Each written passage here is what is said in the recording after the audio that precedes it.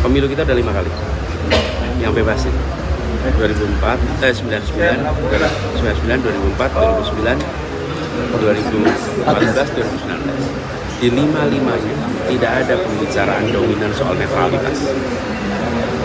Baru di 2024 muncul lagi pertanyaan soal netralitas.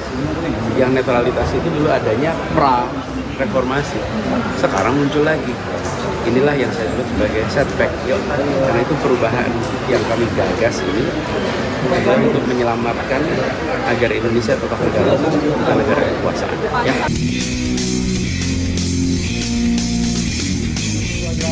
Ketemu lagi kita di channel yang penuh imajinasi, informasi gratis, tidak bayar. Subscribe.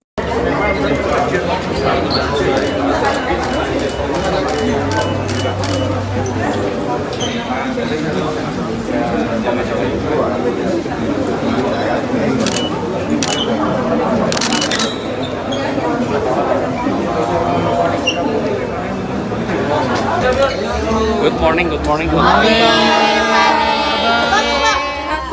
Gimana Pak perjalanannya?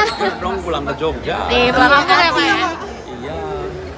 Oke, terus berarti ke Jogja ini Alhamdulillah kemana? senang sekali barusan mendarat di Jogja, pulang kampung.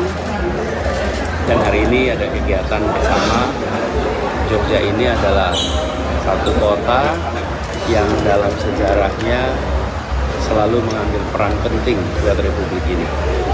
Jadi di saat Jakarta genting dalam tekanan, Jogja jadi ibu kota. Di saat kita mulai mendidik lewat perguruan tinggi, Jogja menjadi kota menampung anak-anak di seluruh Indonesia untuk kuliah.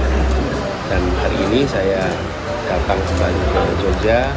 Nanti akan ada kegiatan kampanye, lalu ada kegiatan pesan Anies. Kita ingin membawa pesan bahwa memajukan Indonesia adalah memajukan kualitas manusia.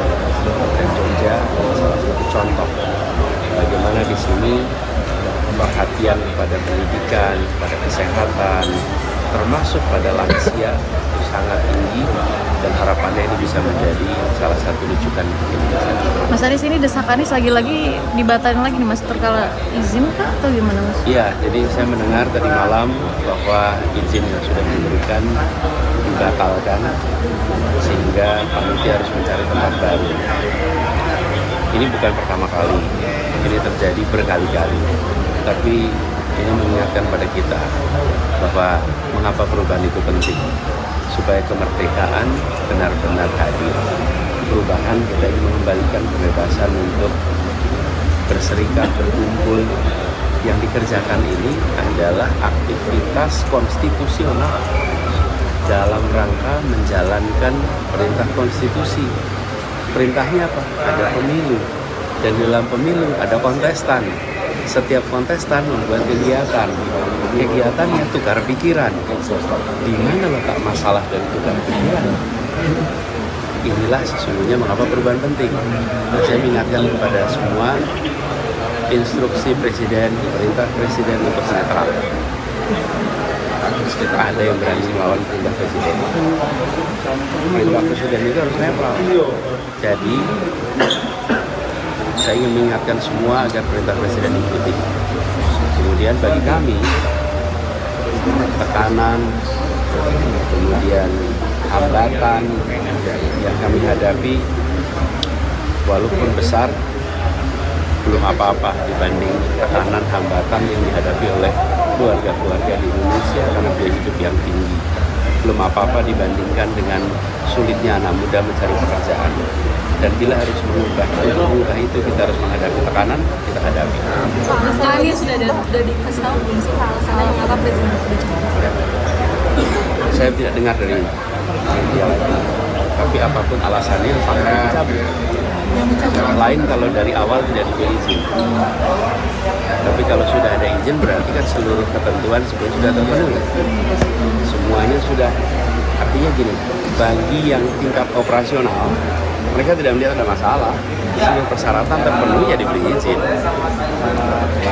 Sesudah itu kemudian ada yang level strategis, baru kasih instruksi. Kira-kira begitu loh logiknya.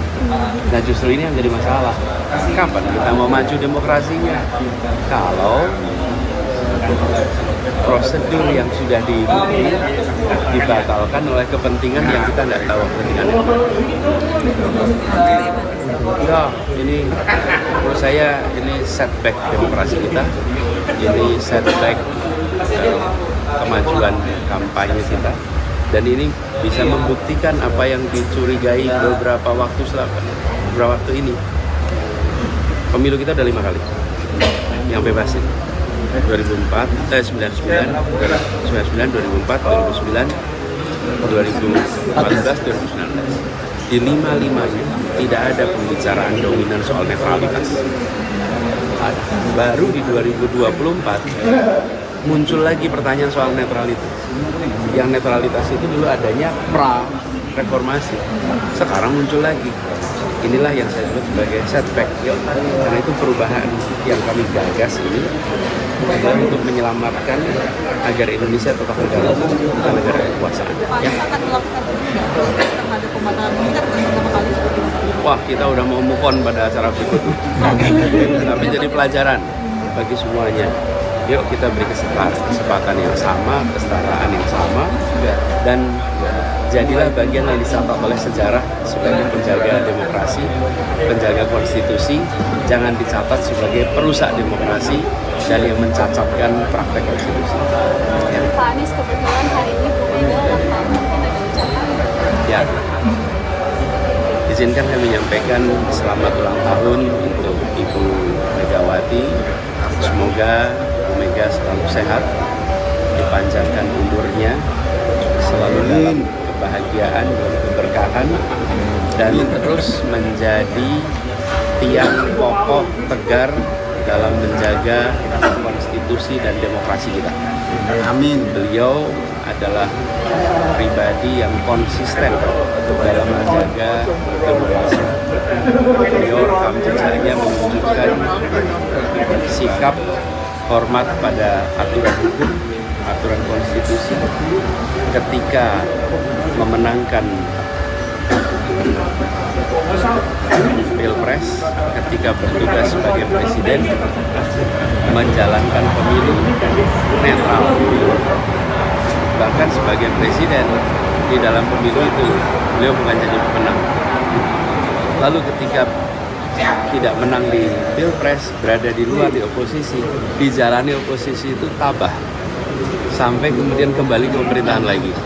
Dan ketika sudah di pemerintahan lagi, ada iming-iming. Iming-iming apa? Perpanjangan. Nggak bergeming. Jadi menurut saya di hari ulang tahun ini kita bisa ambil pelajaran dari Ibu Mega sebagai orang yang menjaga konstitusi, menjaga demokrasi. Semoga panjang umur, sehat selalu. Oke, yuk.